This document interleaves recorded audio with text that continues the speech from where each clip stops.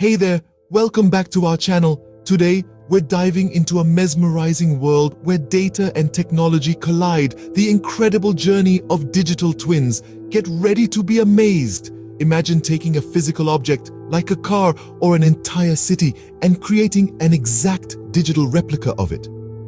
That's the power of a digital twin, a virtual counterpart that mirrors the real world. But it goes way beyond just appearances.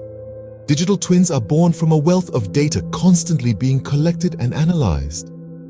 Sensors all around us feed information into these virtual replicas, creating a dynamic and evolving reflection of their physical counterparts.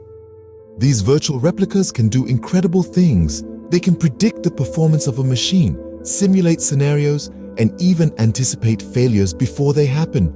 Digital twins have become essential in industries like manufacturing, healthcare, and even urban planning. But let's take it a little deeper.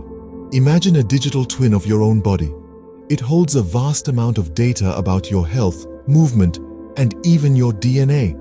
By analyzing this data, doctors can identify potential health risks, customize treatments, and revolutionize personalized medicine. And it's not just individuals who benefit from digital twins. Entire cities can have their own digital twins too.